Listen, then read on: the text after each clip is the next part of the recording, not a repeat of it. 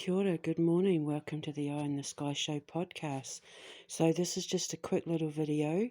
One of the things that creative empaths suffer from pretty much once they reach puberty, pre-puberty, well into adulthood is they have trouble sleeping because creative empaths tend to have higher IQs. The higher your IQ, the more likely you are to have trouble sleeping at night because the brain is actually more active at night. And so people who are, smarter than the average bear tend to be overstimulated at night and they have trouble shutting their brain down because, being writers and artists and musicians and mathematicians and scientists and designers and engineers and the creative types, the inventors and discoverers of the world. Did I say mathematicians? Architects, because they are the moulders and shapers and designers of, tomorrow's world sort of thing. They become overstimulated because they're so busy thinking about that project, that book, that mathematical equation, that discovery, that invention, that piece of art that they're trying to get out of them, whatever it is that their medium is. That obviously, because the brain becomes more active at night and their brain is already active anyway because they're stimulated by the thought of creation and invention and discovery, and imagination, they have trouble sleeping and they suffer from insomnia.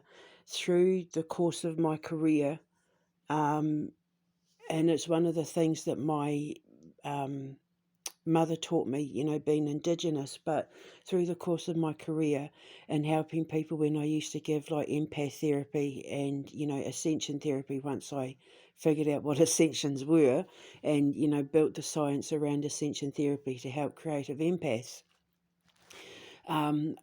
is that there are sounds to the planet, there are sounds to our universe that Papatūānuku, that Atom has put out there to help mankind heal. I have always said that there is no illness on the planet that man suffers that Papatūānuku can't cure us from. There is a cure for everything on this planet, from cancer to anxiety to fibromyalgia and diabetes and all that. It is already here on this earth. She is offering us this healing through her, and people give too much. People worship the pharmaceutical industry, and even like herbalists and that, even they don't understand and haven't discovered yet. There are things out there that we can do, that I'm trying to teach you all, that I've started trying to teach you all with my videos and that, and I will continue to do so. There are things that you can eat, there are things that you can make, there are other things that you can do to help heal you from your insomnia, to help you relax, to help you when you're having your down days, because all creative empaths have down days. Depending on who we've been around within the last 48 hours, our moods can be pulled down because of who we've let into our biomagnetic parameter, because we reflect what we absorb. If we've been around people who are, high anxiety, high stressed, angry, confused, depressed, full of anxiety, people who stress you out, people who are bullying you, that sort of thing, you soak it up like a sponge, you absorb it, and it goes into your central nervous system, and then we have to try and release it from us. And it's no criticism to what is out there already, but it doesn't work for creative empaths. Spiritualism does not work for creative empaths.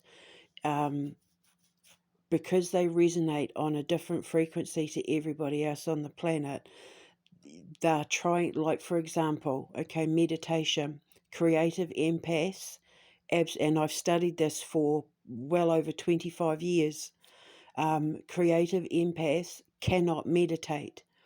And, everyone will say, the prayer bowls and the singing bowls and go out and meditate and, all that sort of thing, just that meditate and do yoga, and that creative empaths can't do that because meditation actually brings us down, it pulls us down.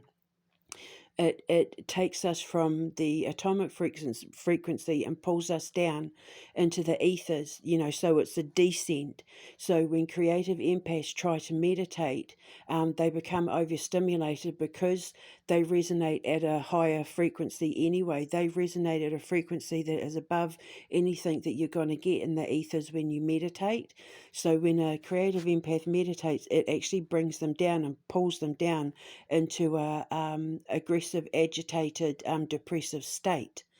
And people don't realize that. So, people say go off and meditate, but what it actually does for a creative empath is that it makes you anxious, it makes you fidgety.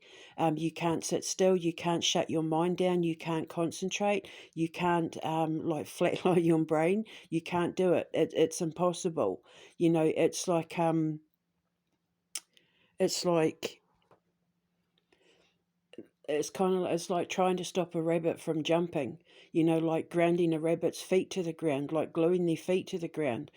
Like when a rabbit tries to jump and its feet are glued to the ground, like it would slam them back down, pull them back down. Meditation is the same thing for creative empaths, so it makes them fidgety, it makes them overstimulated, they think too much, they can't sit still, then they become agitated, then it can make them anxious, then it can make them angry, and set off a whole thing. So I don't recommend people using prayer bowls or singing bowls if you're a creative empath, because you're going to find that the noise is going to be very agitating. Now, the selection that I have put in here today, I've put in some links to some videos. You can pick your own videos. These are just a selection to show you what's out there, to give you an example of what is out there that, the universe and Papa Tuanuku, Grandmother Earth, have provided for us to help us sleep and relax. But you can obviously go ahead and find your own videos, because mine are just examples. It's the 7 stages of ascension, the 7 elements, and music or sounds that I've put together to match the corresponding elements. So, underworld, earth, fire, water, air, ether, and atomic frequency. Underworld, earth, fire, water, air, ether, atomic frequency. Now, with air, with ether, I have put in classical music for sleeping. The reason why I have put in classical music for sleeping, even though you shouldn't be distracted by the noise of something that isn't organic and natural, is because of the fact that all these classical compositions were written by people who were creative empaths. I have chosen particularly my favourite, Mozart. You can pick your own as well. There's plenty of people out there, Grieg and Debussy and Chopin and all that, but I personally can identify with Mozart because I use him a lot in examples of what it is to be a creative empath and why they're so important to preserve what it is that they create, because what they create in their lifetime goes on to have an impact on people in the future. And that's, I use him as an example of why creative empaths need to be protected. And in my comic book, The Quantum Menace, she time jumps in order to go back in time to try and save these creative empathic writers and artists and musicians and inventors and creators, and that because they suffered from depression, they were suicidal, they had addictions, they lived a horrible mental state of mind during their existence because they were so far ahead of their time. They were either used, abused, or not appreciated. And so in the Quantum Menace, she goes back in time to help them. And in the Quantum Menace, Mozart, as well as Van Gogh, I use as examples of, people that she jumps back in time to try and save. Because in the modern time, in her gallery, during the day, she runs a photo gallery and a music store. And the music is starting to vanish from history. People are like forgetting who Mozart is, and the pieces of music that she sells in her music store is vanishing, like it's disappearing, and the art is disappearing from her gallery because people have forgotten who these people are. They've died out and faded from history, and they've vanished. They've been removed and replaced by, you know, people who put cigarettes on a wall unit on a bookshelf and, you know, sell them for 10 million quid sort of thing, which is just ridiculous. And so the Quantum Menace is basically about how Olivia Day and the first generation mutant legion are trying to preserve history and save the work of the creative empaths of the world while fighting against the people, the forces of evil that were sent there to try and stop them, which is psyops and Diglassarden Brigaden, the Glass Eye Brigade. But then obviously my son and I have actually been working on a bigger storyline to that, which I'm just so proud of him because he's a writer as well. But anyway, so I've chosen Mozart, but there are plenty of links out there on YouTube and Spotify. It's better if you put this stuff on Spotify because then you're not distracted by any visuals. But if you can find a site that does black screen, that's completely fine. But I prefer to listen to it on Spotify because then I can just, like, you know, click my phone off so that there's no light and then just lay back and listen to it. And it's something that I've been helping my youngest boy do because he was having trouble sleeping as well. So he has a whole selection that we put together, and it has made like quite a difference. Sometimes he has to switch from like earth to ether to fire to water and that, but it does eventually help him. He puts his headphones on so he doesn't distract his brother, and then, you know, it just sends him off into a nice sleep. Now, in one of the ether ones, I have put in a link to Tibetan prayer where they use sound bowls, where they use a prayer bowl. I personally am not a fan of prayer bowls, only because I've put it in the ether stage because, you know, it's prayer, so it's monks, it's Tibetan monks, so, you know, it's prayer, so it's all about, you know, reaching the ethers, putting it out there for the gods and ancestors to, you know, to pick up on that signal. But the thing with singing bowls or prayer bowls is that it only reaches a certain frequency. It only reaches the ether frequency. It doesn't go to the atomic frequency. It's their prayer and chanting that goes to the atomic frequency. And you'll notice that what I've done with these clips is that I've taken you from the start, so it'll go for, you know, so it's like an elevation where one leads into the other. So, like, you know, with the ether stage, how I've done meditation where there is the not meditation, the chanting where it uses the prayer bowl, it's because it's then going to take you into the next stage, which is the atomic frequency. So it's like a bleed through from one stage to the other. The atomic frequency has been thankfully provided by NASA. And even though the atomic frequency is the universe and this only deals with the solar system, we haven't gotten that far yet, but we will one day, which is one of the reasons why I'm here trying to save creative empaths, because these are the people that are going to get us to explore beyond our solar system and you know, the other galaxies and through the wormholes and all that. And then one of them is like because it's atomic frequency, and atomic frequency is all about imagination, use your imagination. Okay, so put it on and lay there and just use your imagination and let that take you into a nice sleep. Now, the other thing is that I was thinking that, you know, I was talking yesterday about, you know, with my situation, how I was dealing with a lot of women who were being forced to take sleeping tablets because they were having trouble sleeping. And there is a product out there that I highly recommend to anyone who is having trouble with anxiety, having trouble with insomnia, and even it is really, really brilliant for people who, like some of the women that I was locked up with, who were dealing with drug withdrawal and, you know, were former drug addicts. This product is absolutely fantastic for people who are detoxing, coming down off being, drug addicts or alcoholics. It's absolutely brilliant for people dealing with addictions who want to come off, the thing that is causing the addiction. It's called Valerian Root. It is 100% organic. You can get it in powder form, root form, or tablet form. It is very, very cheap. You're only supposed to use it for a short amount of time and do not go above the daily recommended dose. I'm going to put a link in the description box below. Obviously, whatever country you're in, look it up on your own eBay or go to your own health store. But it's I tell people it has zero side effects. If you take it properly, there are zero side effects. I have recommended this product to thousands of people, thousands and thousands of people who have never reported any incident whatsoever.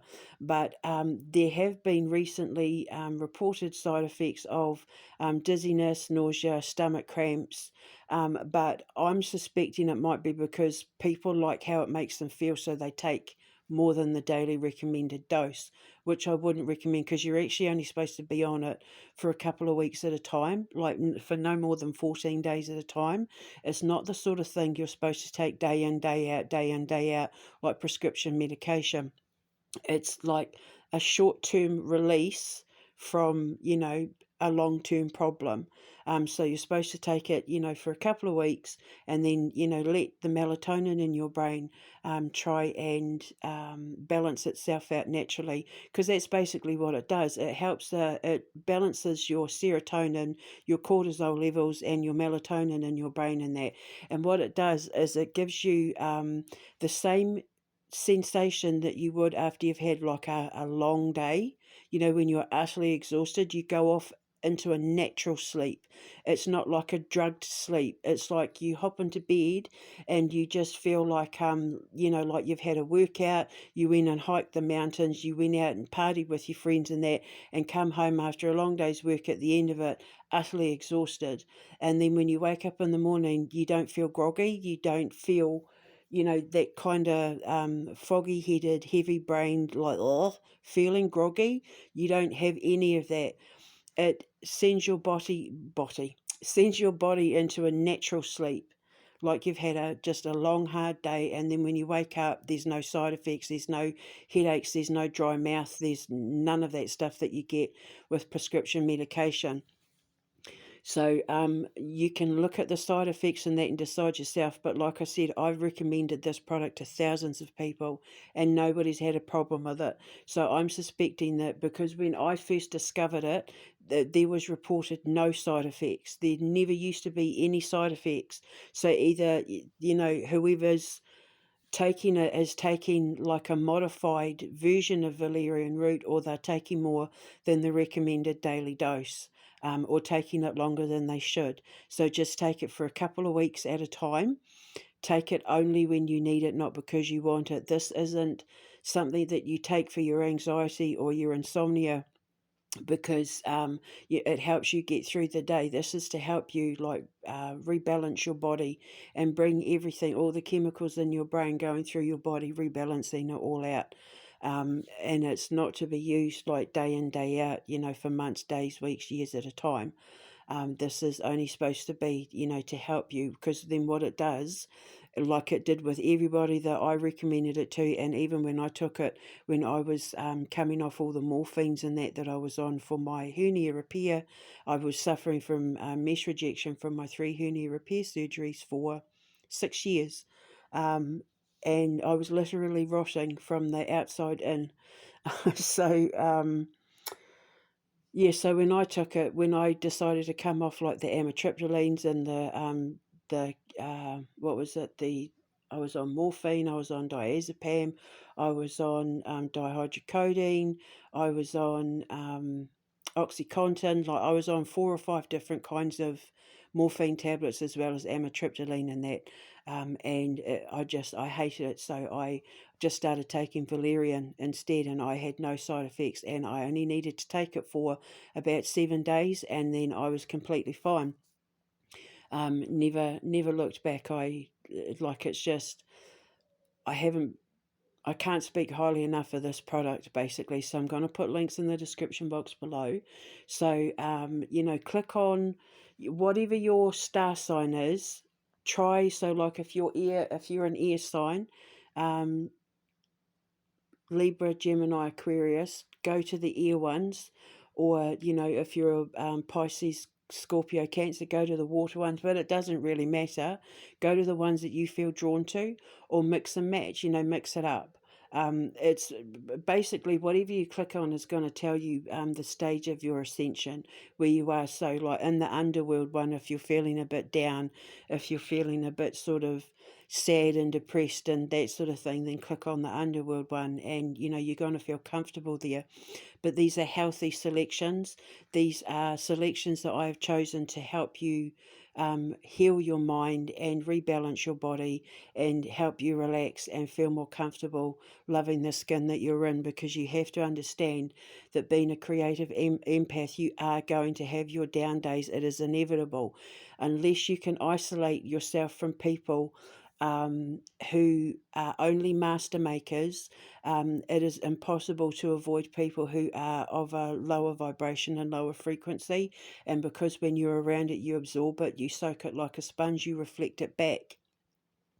And so this is what I'm here for. You know, I studied all of this to develop the science that I've created now to help the creative empathic mind learn to understand who they are, learn to balance who they are, and then appreciate, accept, and love the skin that they're in, and not give two hoots about what other people in society think about them.